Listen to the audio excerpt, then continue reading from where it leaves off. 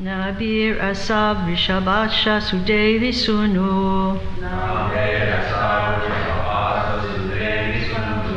Yovai Chachara Samadig Jada Yoga Charyam Yat Paramahamsyam Rishaya Padamamananti Svasta Prashanta Karana Parimukta Sangha Nabi Asya Vrishabhasha Sudevi Sunu Yovai Chachara Samadrig Jada Yoga Charyam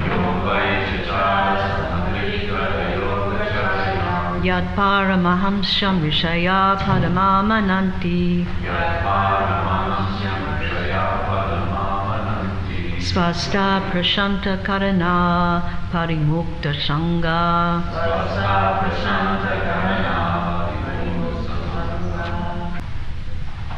Nabhe by Maharaj Nabi. Aso, the personality of Godhead. Rishabha, Rishab. Asha, became. Sudevi, Sudevi. Shunu, the son of. Yaha, who. Vai, certainly. Chachara, performed. Samadrik, equibalanced. Jada, material. Yogacharyam, performance of yoga. Yat, which. Paramahamsyam, the highest stage of perfection. Rishaya, the learned sages. Padam, situation. Amanti, do accept. Svasta, self-reposed. Prashanta, suspended. Karana, the material senses. Parimukta, perfectly liberated.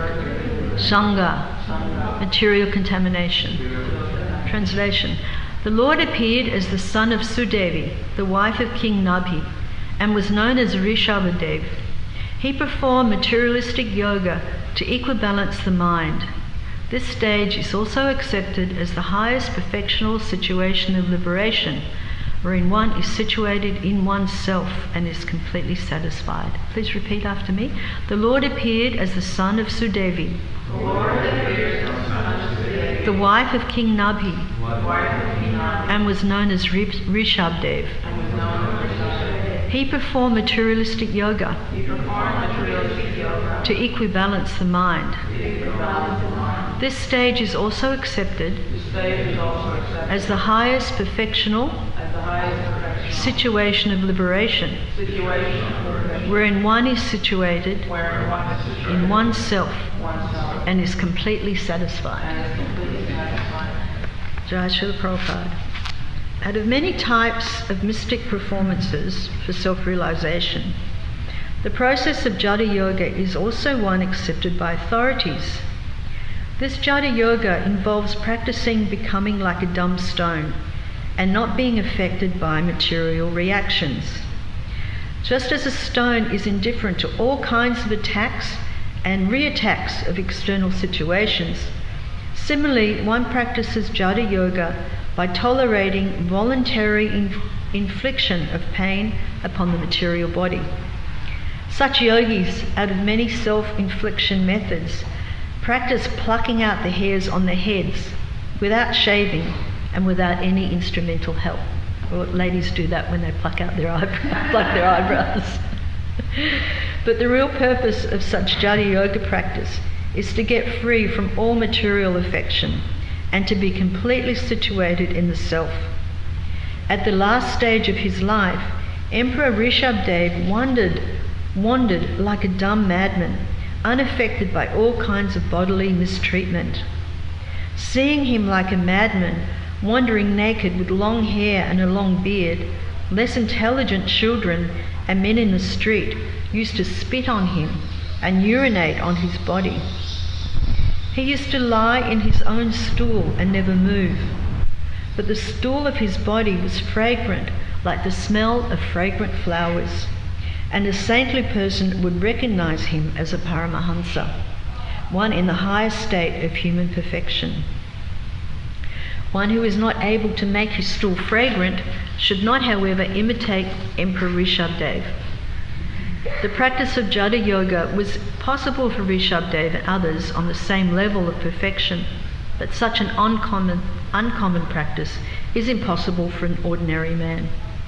The real purpose of Jata Yoga, as mentioned here in this verse, is prashanta karanta, or subduing the senses.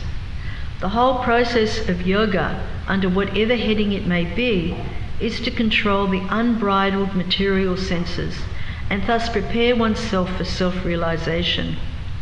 In this age specifically, this Jata Yoga cannot be of any practical value.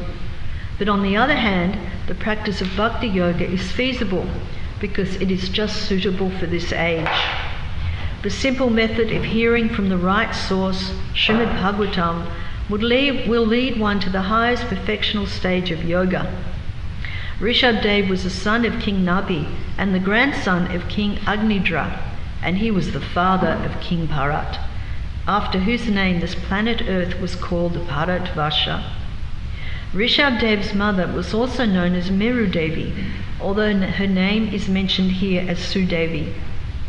It is sometimes proposed that Sudevi was another wife of King Nabi, but since King Rishabdev is mentioned elsewhere as a son of Meru Devi, it is clear that Meru Devi and Sudevi are the same person under different names. Jai Srila Prabhupada. Om Jnana-Timrandasya Gnana-Shalakaya Chakshura-Militam Jena Tasmai Sri Gurave Namaha.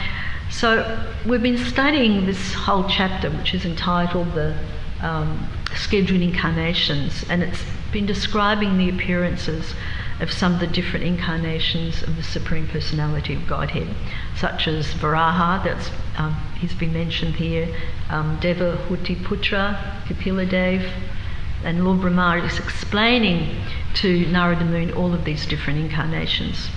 And in Bhagavad Gita, Krishna gives the reason for his many incarnations. Yada yada hi dhamasya glani bhavati bharata abhutanam dhamasya tadatmanam srijamyaham. Does anyone know the English for that? Very well known verse. There is a decline in religious practice, O descendant of Bharat, and a predominant rise of religion. At that time I descend myself. So Krishna's giving us clear instructions here. And when I started researching this, sometimes, I don't know when you prepare for classes, but I sometimes get sucked into this transcendental vortex of the transcendental rabbit hole. I go, oh, that's really interesting, and I start investigating that. So because Rishabdev is an incarnation of Krishna, I started to look into the different kinds of avatars. So just, most of you would know this, but just to recap, I thought that we could go through some of those. And it's very interesting when you start examining the different incarnations, how it's very hard for our tiny brains, of course, to understand. And I remember once in Melbourne Temple, I wasn't personally there, but I saw a recording of it. One devotee said to Srila Prabhupada, they'd been talking about Brahma's swan carrier, and he said to Srila Prabhupada, he put his hand up and he said, Srila Prabhupada, is the swan carrier, is that meant to be symbolical? Not that Brahma actually rides on a swan carrier, is it a symbol?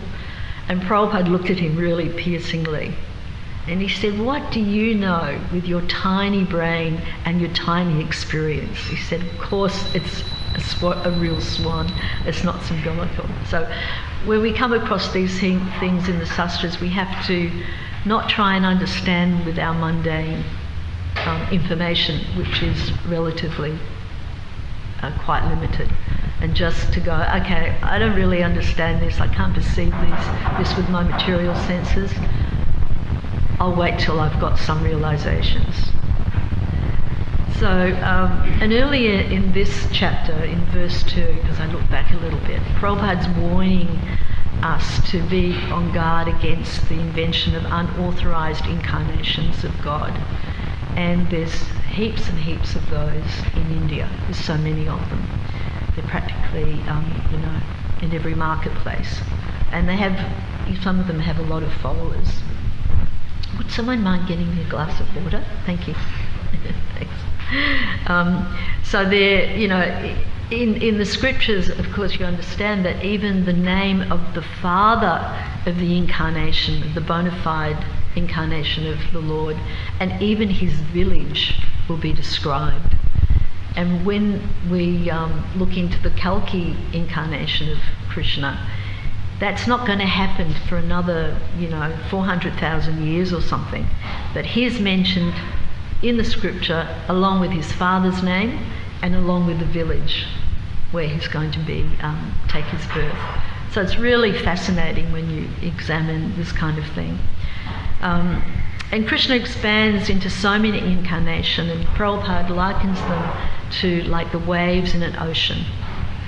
We learn about certain incarnations, the names of certain incarnations, but there's so many that just like the innumerable waves. And of course, in all the different species of life, we've got all the different incarnations as well, and that's also very hard to understand. And Krishna, he's called the Avatari. He's the one where all the incarnations are present. Thank you so much. Thank you.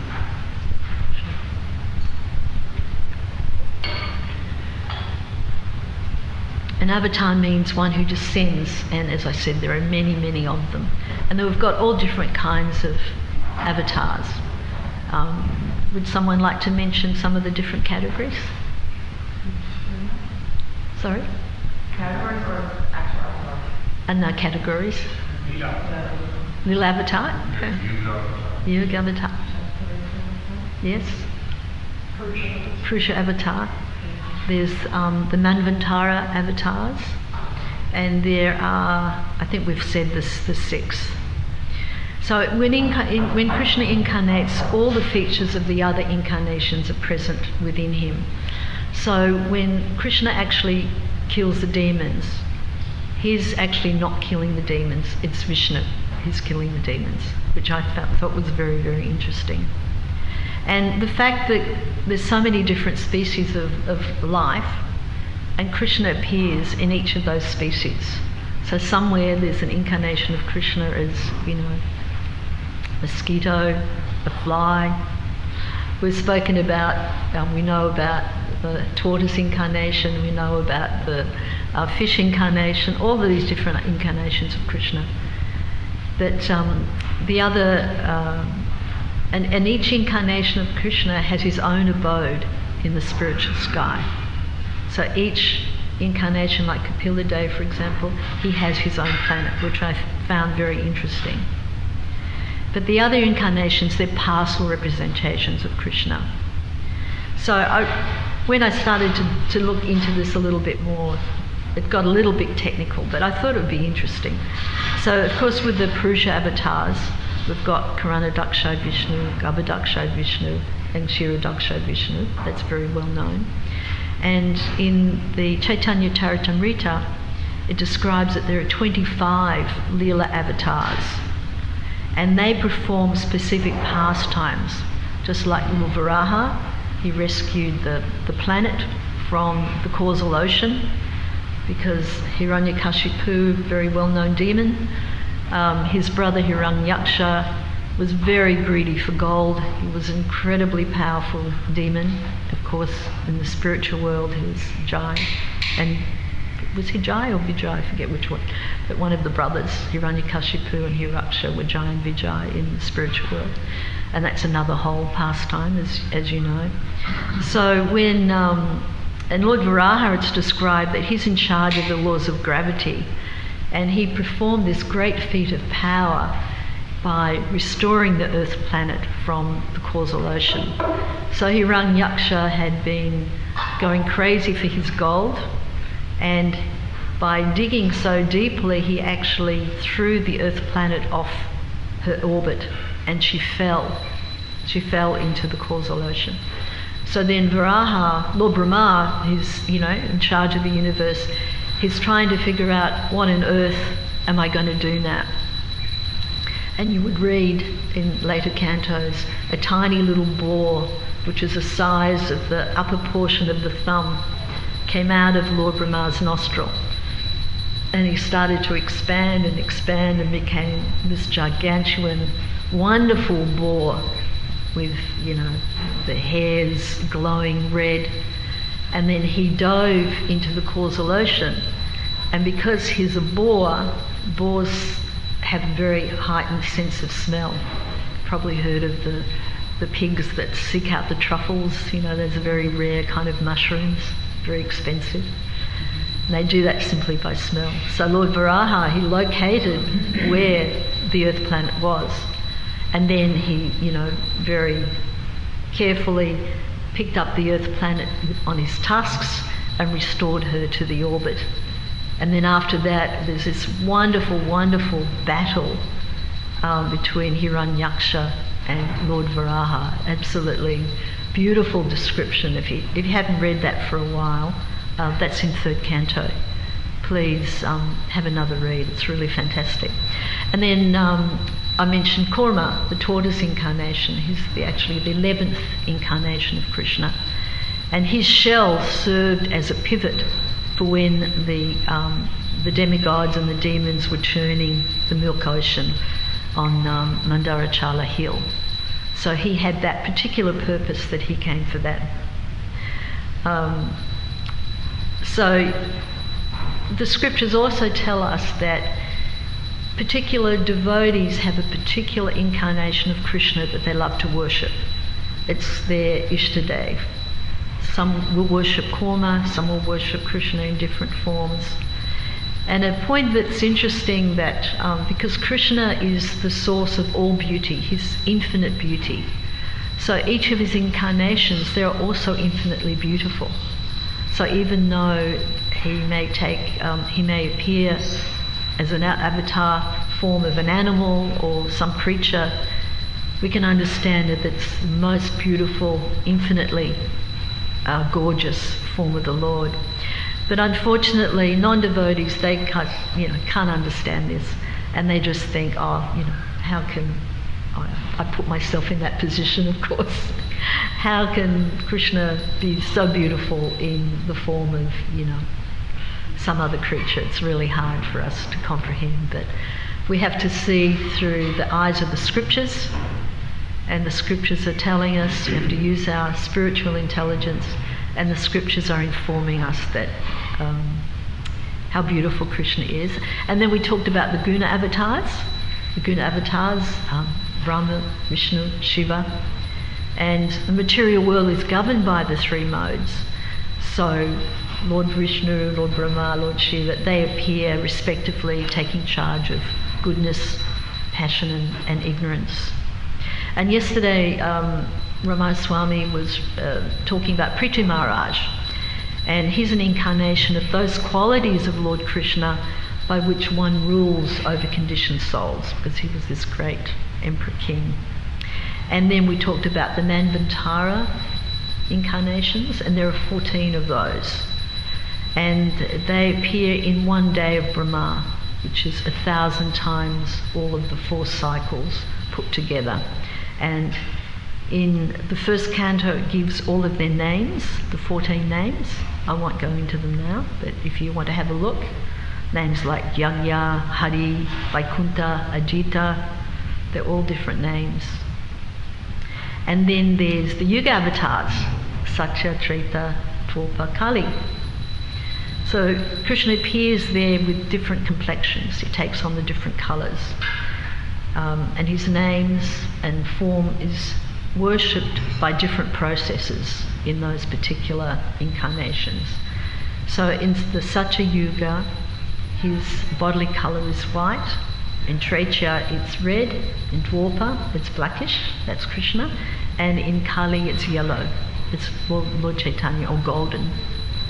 And in the 11th canto, in chapter 5, it actually describes all of these avatars in detail, because I was really interested, well, who are they? You know, what are their names? You know, they're mentioned throughout the scriptures, but I hadn't really come across more detail about them. So in the 11th canto, it gives quite precise detail, which I thought I might share with you.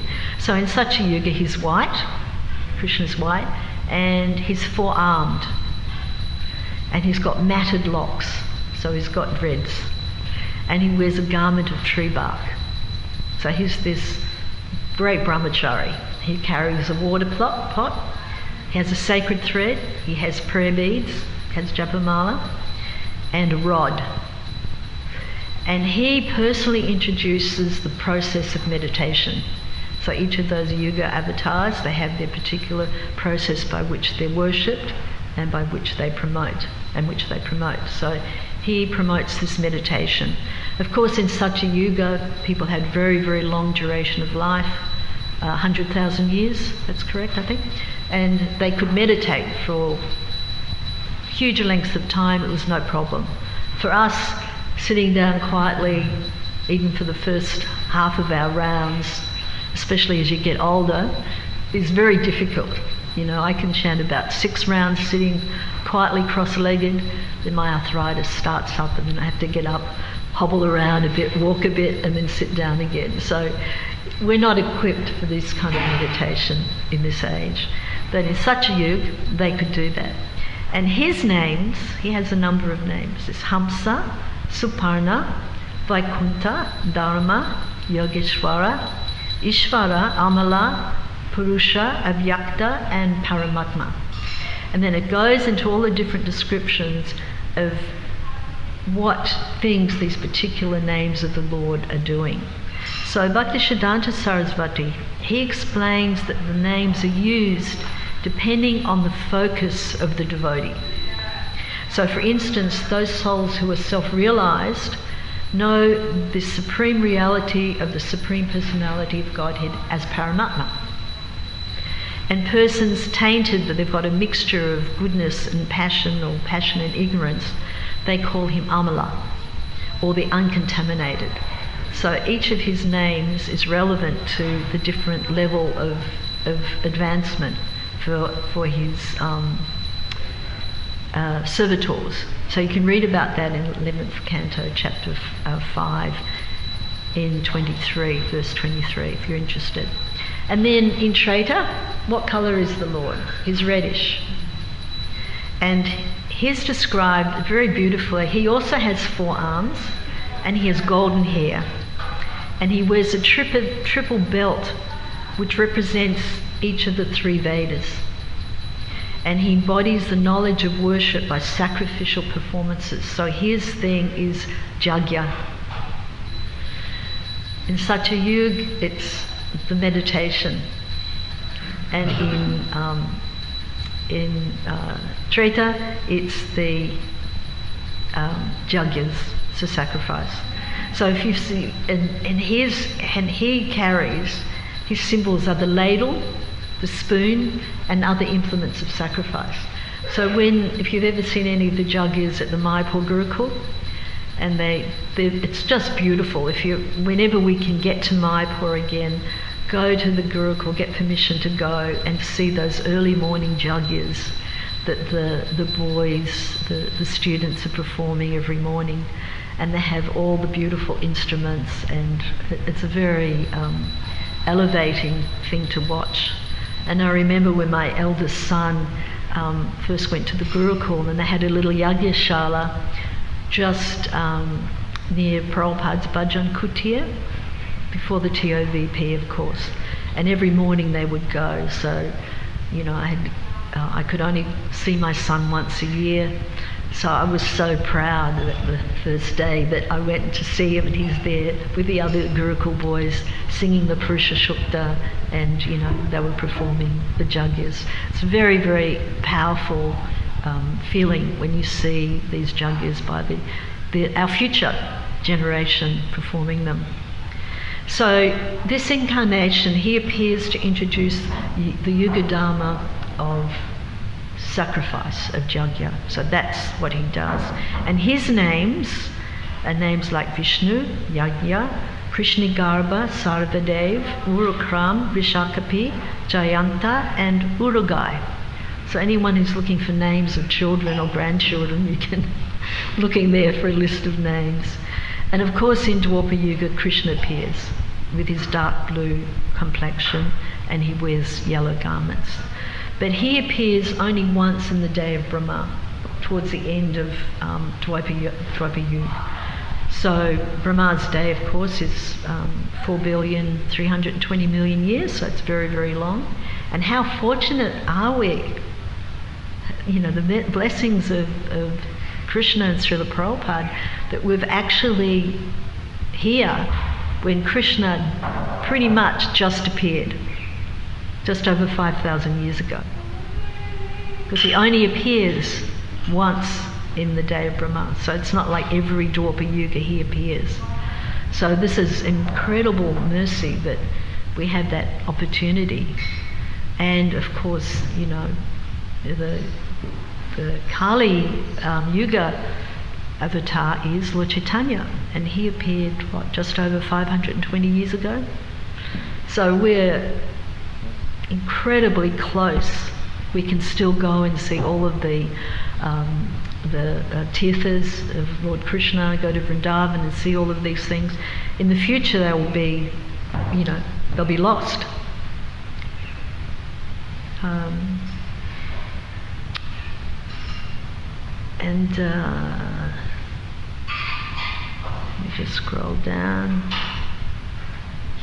But one of the really important points to remember when we think about all these different incarnations is that very important verse from Bhagavatam, Eti Kamsa Kalaha Krishna, Krishna's tu Bhagavan Swayam, Indrali Vaikulam Lokam, Mridayanti Yuge Yuge. All of the above mentioned incarnations are either plenary portions or portions of the plenary portions of the Lord, but Lord Sri Krishna is the original personality of Godhead. All of them appear on planets whenever there is a disturbance created by the atheists. The Lord incarnates to protect the theists. And then of course in Bhagavad Gita, Krishna also says that fools deride him when he appears, and they don't know his transcendental nature. So we're very blessed that we have Srila Prabhupada giving us the guidance. We have these scriptures to give us the eye. And then of course there's the Shaktivesh avatar. So we come back to Lord Rishabhdev. And he's very interesting because he's also listed as a Manvantara, and he's also listed as a Lila avatar, and he's also listed as a Shaktivesh avatar. So when I was reading that in Chaitanya Charitamrita, I was getting very confused. And I was thinking, is it a different Rishabhdev? How can he be in all of these three lists? So I consulted with one of our great scholars, Bhaktivigyan Goswami, and I said, can you explain this, Maharaj? So he was very, you know, precise, and he said it just means that there are different functions. So he is definitely a Shaktivesh avatar, but he can function as a Lila avatar, he can function as a Manvantara avatar.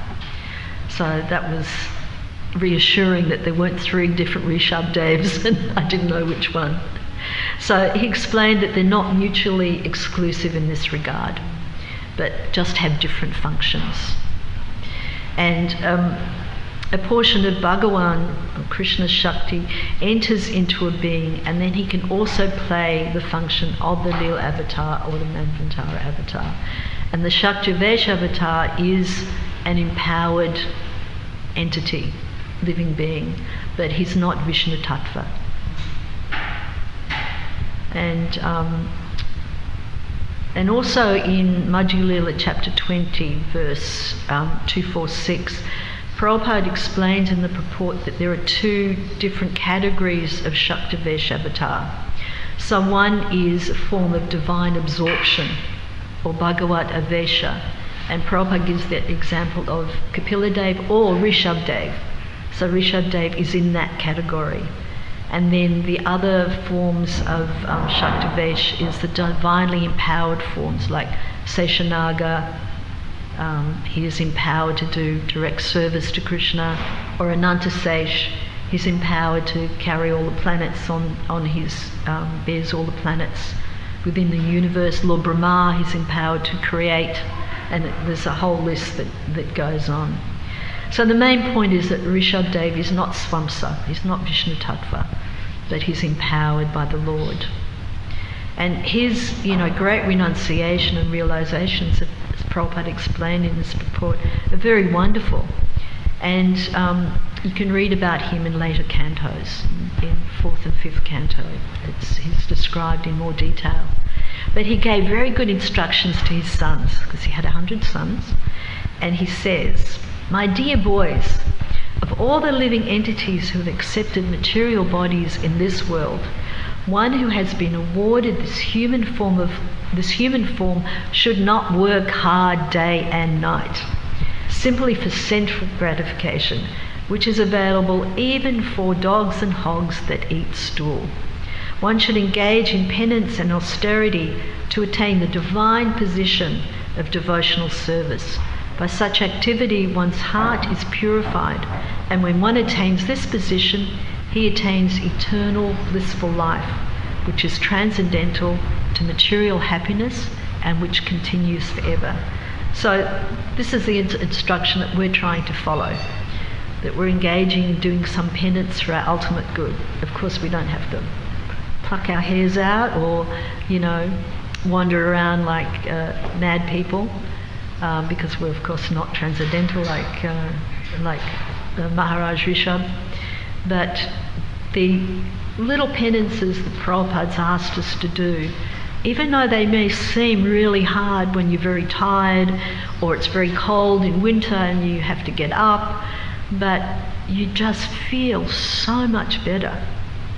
Like, I know the whole lockdown thing, my schedule got really kind of thrown out, and being out of kind of that socialization thing, it really starts to impact on your mental health. At least for me, I felt mentally health challenged during those lockdown periods. But when you come to the temple and you come to Mangalati and you see all the glowing faces of the Vaishnavas and the Vaishnavis, and you can sit and chant in association, you can see the deities, you can worship Prabhupada, you can come and listen to Bhagavatam class in association of the devotees. It's really wonderful, and it's hardly a penance when you think about the penances that, all the, in previous yugas, people had to do. Very, very different. So, that ultimate good that's described there is this Sanatana Dharma, that we come back into our our constitutional eternal position. And, Prabhupada's describing it here, the different types of austerities that he went, the plucking of the hair. Maybe we should institute that in the brahmachari ashram. Instead of giving out buzzers, we'll just hand each person a tweezer and say, okay, once a month you have to pluck all your hair. And there are also wonderful descriptions of Rishabdev in the later chapters. And he was appreciated, he had super excellent attributes, and he was appreciated by the people as the most exalted and beautiful personality of that age. It's described his poise, his influence, his strength, enthusiasm, bodily luster, and other transcendental qualities were beyond compare. And his father raised him very carefully. He sent him to the Gurukul. So even the emperor, he sent him to the Gurukul. He studied there at the Gurukul. After he'd studied, he came back. He married his wife. And then Maharaj Nibi, he felt, okay, I've got a trained up son. I can now renounce, leave my empire. And he went off to Badrik ashram just to meditate.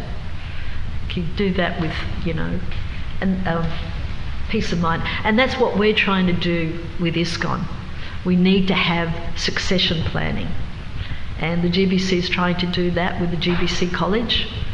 They're training up men and women to be GBCs, hopefully, in the future, because the GBC current members can't be there forever. They're, getting more advanced in age. But it's not easy to identify and then to encourage. And it's one of the things that I love about New Govardhan. New devotees encouraged to lead kirtan. It doesn't, in the earlier days you had to be a very senior devotee before you could lead a kirtan. And sorry to say, but if you're in a woman's body, no way, Jose. No kirtans, not allowed to give Bhagavatam class. All of those things were just de rigueur in ISKCON in those early days. So here we're so blessed that, when you look at the roster, you see so many Vaishnavis, being encouraged to give classes, and we've got new bhakteens and new bhaktas leading kirtan. It's very, very inspiring. So it's really important that we, train up devotees. Radha's going to be training up devotees how to make her wonderful cakes and cook. And Lord Rishabh, Lord Indra became a little bit jealous of Rishabh Dev, so he stopped giving rain. So, and this unfortunately sometimes Lord Indra does, he gets a little bit insecure about his position. So, but Rishabh Dev, that didn't bother him. He created the rain and it went all over his area. And I think I said he had 100 wives, my mistake. He had one wife, Jayanti, but he had 100 sons. Did I say 100 sons? Yeah. Oh, right, okay, sorry, I thought I'd made a mistake there. And of course, the most famous that we know of his sons is Bharat. And the whole of the planet is named after him, Bharatvarsha. So Rishabh Dev is, very special. And, his example of his father training him up in the Gurukul, it's very important that as parents we train up our kids, and as grandparents, but in a meaningful, authentic way, not forcing. And I don't know if you all saw the advertising I sent out about our seminar sponsored by the Vaishnavi Forum, sponsored by the Australian Vaishnavi Ministry, but it's for men and women, and it's on the 31st of October, Sunday, at 10 a.m. And the first speaker is Umala Devi Dasi. She's had 27 years of educational experience, and she will be giving us great tips on how to give Krishna consciousness to our children in an authentic, meaningful way. It's titled Transmitting the Culture of Krishna Consciousness. So she's first off the bat at 10 a.m. If you haven't received that invitation or the details, please contact me and I'll send them to you. So that'll be very interesting. And then Rasayatra from New Zealand, she's a wonderful devotee there. She's been supporting devotees for decades in counselling, etc. And she's giving one on the art of transcendence and caring for yourself. And then our local devotee Amurti, she's giving a fantastic seminar on how to listen, on creative listening. And I actually arranged for her to give that seminar to us here a few years ago. It was absolutely riveting, and it totally changed the way I listen to people. So I please request you all, if you've got some time, to drop in on that seminar. So Lord Rishabh Dev, very great devotee. He behaved in an exemplary way. Later in his life, he became a complete avadut. We're not encouraged to become avaduts. We're encouraged to follow very carefully. And some years ago, there was a very interesting book. It was a bestseller called The Tipping Point. And in that book, it talked about how advertisers are very clever. they would give their product to people they could identify as, not celebrities, but people they could identify as influencers. And that was a term that was used before the social media influencers came into form. So they would give them, give them the sneakers to wear, give them the jeans to wear. And because these people were,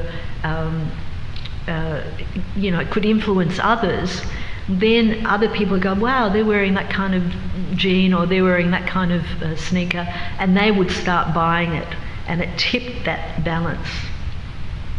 So sometimes we don't think about that in our day-to-day activities. We don't realise that whatever we're doing, we're not under the radar. That even subtly and even unconsciously, other people are noticing what we're doing. So it's really important that we have that sense of responsibility. Little things, like when we come into the temple, we offer obeisances. When the curtain closes or opens for Srila Prabhupada, we offer obeisances. All of these little things, how we're chanting, we're not talking while we're chanting, we're not checking our phone when we're chanting, because even though one knows, I shouldn't check my phone during my japa, if someone else sees someone doing it, they'll think, especially a newer person, they'll think, that's okay to do that. So that's a really important point that I think we can all, take on board. And Lord Chaitanya said that a teacher should behave properly before they begin teaching. So that's, very, very important. So I found that book very interesting, and I think it has a good message for us as devotees. And I have lots more, but I'm not going to talk on them. Bhakti True Maharaj gave a really nice thing. He said, talking about attachment and detachment. He was a new devotee, and he was meeting Prabhupada for the first time in Allahabad at the Kumbh Mela. And he was on a rickshaw, and the rickshawwala was very responsive to Bhakti True Maharaj, then Kishore, Bhakta Kishore, preaching to him. And then he really wanted to try and encourage this guy to become a devotee. And he said, why don't you join us? And the rickshawwala said, no, not possible. I've just bought this new rickshaw. I can't give up now. So, what's a rickshaw compared to Krishna consciousness? He would have had so much more opulence if he had joined. But we're like that, we've got our attachments to our various material things. So we need to be able to give that up. Like there's that story of the old lady carrying the great, a bundle of wood, and she's struggling along the forest. And then, Krishna appears and he goes, what do you want? And actually she dropped the bundle of wood, and then Krishna said, well, what do you want? She said, I want this bundle back on my shoulders, put back on my shoulders. She could have had, the world, she could have had pure devotion, but that's something that we need to examine about ourselves too, about those attachment. So, and Rishabh Dev is teaching this detachment in a way suitable to the way he lived. And Prabhupada teaches us how to be detached, and teaches us to be detached by replacing our material desires with spiritual activities. So it's very simple, and Prabhupada would say, what is the difficulty? Dance, eat prasadam, associate with devotees. Okay, so thank you very much for your patience in listening. And are there any questions or comments or amendments? Okay, Jai Srila Prabhupada, Hare Krishna.